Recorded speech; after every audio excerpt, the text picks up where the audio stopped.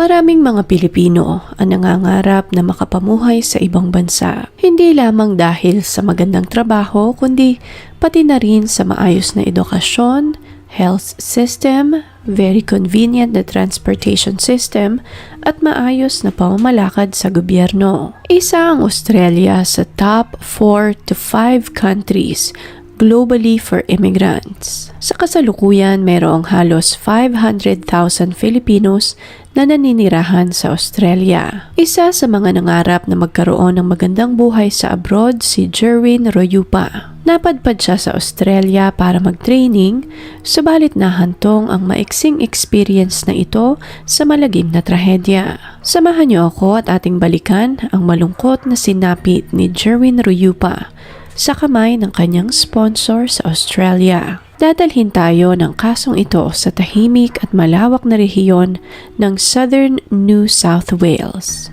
Dinarayo ng mga turista ang lugar na ito para sa wine tours at magagandang tanawin na makikita mo lamang sa mga postcards. Sa lugar rin na ito matatagpuan ang Hunter Valley Wine Country, mga national parks at Lake Macquarie na siyang pinakamalaking coastal saltwater lake sa Australia. Sa unang tingin, ito ang tipo ng lugar na sumisimbolo ng bagong simula at pag-asa. Ngunit ang magandang lugar na ito ang siyang naging saksi kung paano natapos ang buhay at pangarap ng isa nating kababayang Pilipino. Si Jerwin Royupa ay ipinanganak noong May 10, 1997. Nagtapos siya ng Bachelor of Science in Agriculture sa Pangasinan State University. Si Jerwin ang bunso sa 5 magkakapatid. Lumaki silang magkakapatid kasama ang kanilang mga magulang na sina Rosalinda at Oscar Royupa.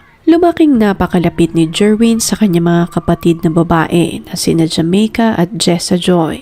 Sa katunayan, isa si Jamaica na naging inspirasyon ni Jerwin kung bakit ipinagpursige niya ang pagtitraining sa ibang bansa. Ayon kay Jessa Joy, isang malambing, mabait, maalalahanin at masipag na kapatid si Jerwin.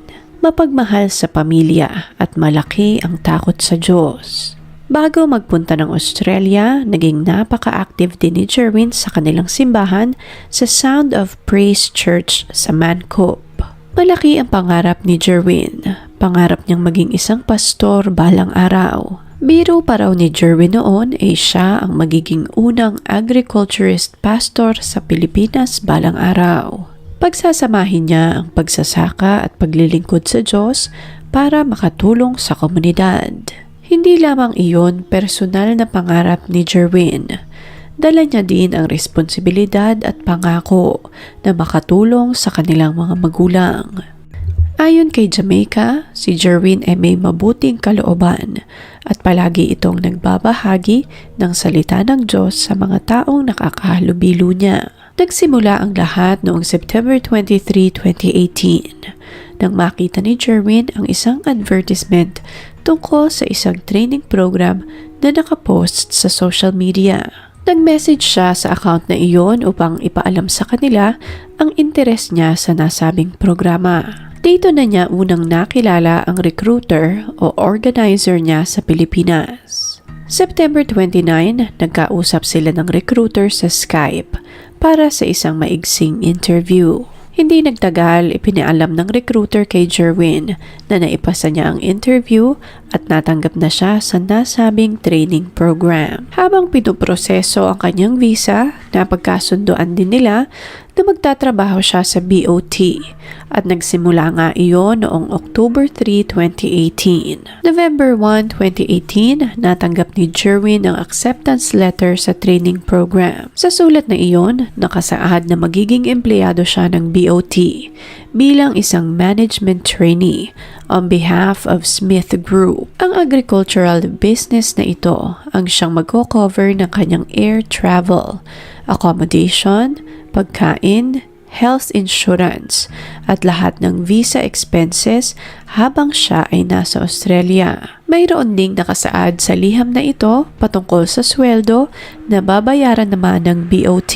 Ang tanging magiging gastos lamang ni Jerwin ay gastos sa kanyang dadalhing mga damit, passport preparation, pre-departure vaccinations, stationery, and local Australian SIM card. Nang sumapit ang November 24, 2018, pinirmahan ng recruiter ni Jerwin sa Pilipinas ang kanyang Smith Management Trainee Development Employment Agreement. Ang base salary ni Jerwin base sa kontratang ito ay 5,000 pesos o 131 Australian dollars. Nakasaad din sa kontrata na magkakaroon din ng performance incentives na pagkakasunduan naman ng employer at recruiter buwan-buwan. January 31, 2019, natanggap ni Jerwin ang kumpirmasyon na ang kanyang 407 visa ay aprobado na. Sa visang ito, siya ay magiging isang mixed crop farmer sa agricultural business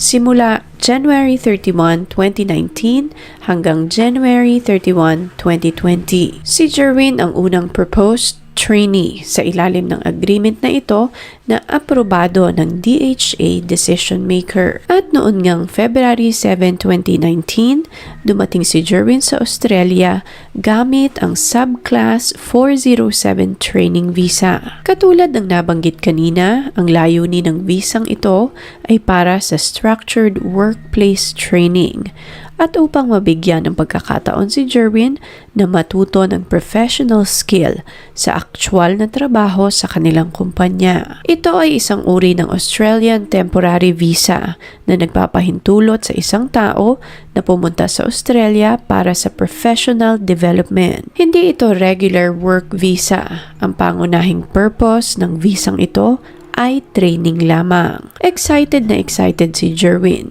hindi lang para sa bagong kaalaman, kundi pati na rin sa napakagandang oportunidad na iyon at pagkakataon na makapagpadala ng tulong sa kanyang pamilya sa Pilipinas. Para sa kanya, iyon na ang simula ng mas magandang kinabukasan para sa kanya at sa kanyang pamilya. Subalit makalipas lamang ang 5 linggo, binawian ng buhay si Jerwin. Noong March 14, 2019, tumalon di umano si Jerwin palabas ng sasakyan habang minamaneho ito ng kanyang employer. Dahil sa insidenteng ito, nagtamo si Jerwin ng malubhang sugat sa ulo at katawan. Dinala si Jerwin sa Royal Melbourne Hospital. Ngunit dahil sa tindi ng kanyang mga sugat, binawian din ito ng buhay ng sumunod na araw. Matapos ang insidente, ipinaalam din ng otoridad sa pamilya ni Jerwin ang nangyari. Halos magunaw ang mundo ng pamilya ni Jerwin nang malaman nila ang malagim na sinapit ng kanilang kapamilya. Ngunit ang pinakamasakit dito, wala sila doon upang damayan si Jerwin. Pagkatapos noon, kinuha na ng mga pulis ang labi ni Jerwin upang dalhin ito sa NSW Forensic Pathology Service para naman sa isang post-mortem examination. Ginawa nila iyon upang matukoy ang sanhi ng pagkamatay ni Jerwin. Nang matapos na ang forensic examination at ang coronial process, dito na inasikaso ang labi ni Jerwin para sa repatriation pabalik ng Pilipinas. Kung iyong iisipin, ganoon lamang talaga kabilis ang buhay ng isang tao. Sa isang iglap lamang, wala na ang iyong mahal sa buhay. Na mga puntong iyon, nakatali ang mga kamay ng kaanak ni Jerwin. Wala silang mga koneksyon, kapangyarihan, o maraming pera upang mapabilis ang investigasyon. Ang tanging meron sila ay ang matinding paniniwala sa Diyos na hindi sila pababayaan ng may kapal. At ganoon nga ang ginawa ng pamilya ni Jerwin. Kahit mahirap at limitado sa mga resources, isinulong ng pamilya niya ang hustisyang nararapat para sa kanya. Simula 2019 hanggang 2025, inilaban ng pamilya ni Jerwin ang mga kasagutan sa kung ano ang totoong nangyari sa kanilang kaanak sa Australia. ano ang kanyang employment condition at kung may posibilidad ba na maaaring exploitation o modern slavery ang nangyari kay Jerwin. Base sa inisyal na testimonya ng employer ni Jerwin, ihahatid niya di umano ito sa airport at babalik na nga si Jerwin sa Pilipinas ng araw na mangyari ang insidente. Kung hindi naman ito papayag ay mapipilitan silang dalhin ito sa mga pulis. Nalaman lahat ito ni Jerwin nang sakay na siya sa van. Dahil sa takot, nagpanik si Jerwin at hinubad di umano ang kanyang damit at mabilis na tinanggal ang kanyang seatbelt. Binuksan nito ang passenger door at saka tumalon palabas ng sasakyan. Ayon naman sa testimonya ng recruiter o organizer ni Jerwin sa Pilipinas, nagdesisyon di umano ang sponsor ni Jerwin na pabalikin na lamang ito sa Pilipinas dahil hindi ito nagpakita ng interes na matuto. Maraming beses itong nahuli na nagbababad sa kanyang telepono gamit ang wifi ng kumpanya. Ilang beses din di umano itong nahuli na nanonood ng malalaswang palabas at naglalaro ng mga online games. Mayroon din itong mga posts sa social media na hindi nagustuhan ng kanyang employer. Sinubukan niya di umanong kausapin si Jerwin tungkol sa mga reklamo ng kanyang sponsor, ngunit wala siyang nakuhang matinong sagot dito. Kaya't ang naging sunod na hakbang ay kontakin ang Immigration Department upang maproseso ang pagbalik ni Jerwin sa Pilipinas. Ayon sa organizer ni Jerwin, ginastusan di umano nila ang bawat trainee ng halos 400,000 pesos upang magkaroon sila ng maayos na training sa ibang bansa. Ngunit sinayang di umano ni Jerwin ang oportunidad na iyon. Nagbigay pa ang recruiter ng isa pang bersyon ng kanyang testimonya sa isang email.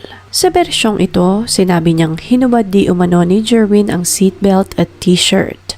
Binuksan ang pinto ng van at biglang tumalon habang umaandar pa ang sasakyan. Nagbigay pa ito ng haka-haka na maaaring sinadya ni Jerwin na tumalo ng van upang masaktan ang sarili at makakuha ng insurance. Isang paratang na hindi naman napatunayan sa coronial inquest. Tumanggi naman ang sponsor at iba pang sangkot na magbigay ng testimonya sa korte.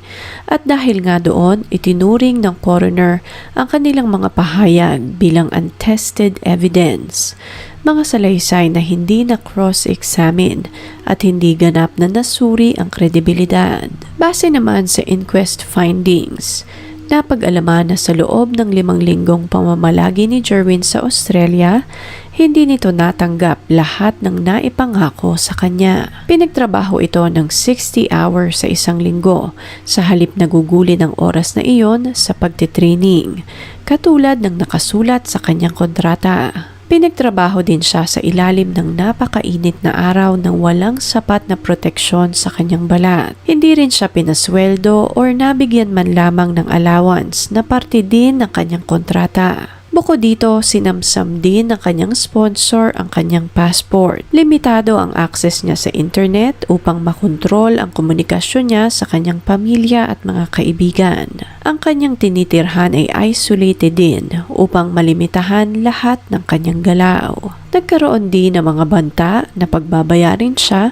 sa lahat ng ginastos sa kanya papuntang Australia.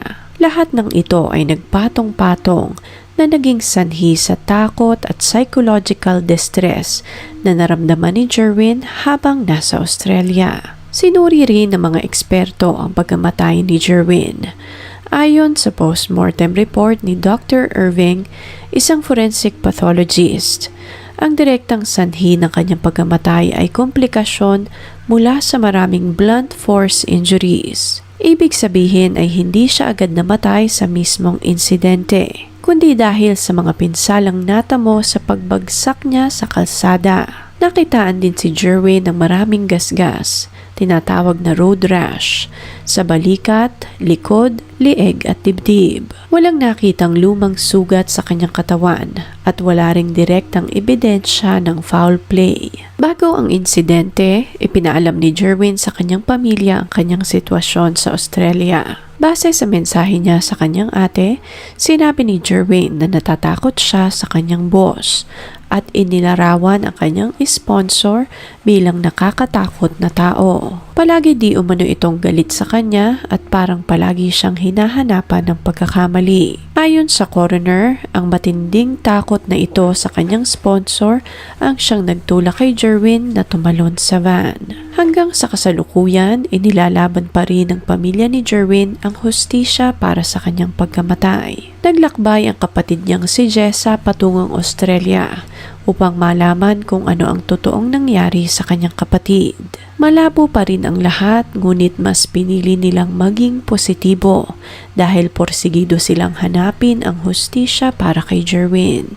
Ayon sa Deputy Coroner na si Rebecca Hosking, malinaw na naabuso si Jerwin habang nasa Australia. Sinabi rin nito na hindi dapat naaprubahan ang visa ni Jerwin base sa mga kondisyones na nakasaad sa kanyang mga dokumento. Idinagdag din ng coroner na ang suporta para sa migrant workers ay naging inaccessible at insufficient na mga panahon na nangangailangan ng tulong si Jerwin.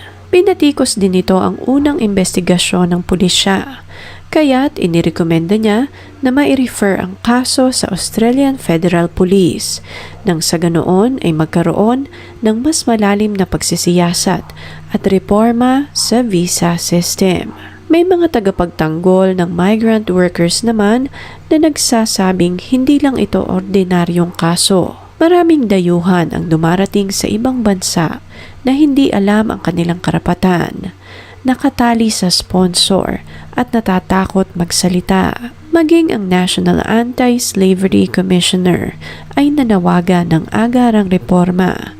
Sinasabing may mga aspeto ng visa na direktang nagdaragdag sa panganib ng forced labor at modern slavery. Sa kasalukuyan, wala pang criminal conviction laban sa sponsor ni Jerwin. Ang coronial inquest ay hindi criminal trial, ngunit ito ang nagsilbing ilaw upang ilantad ang mga pagkukulang sa sistema.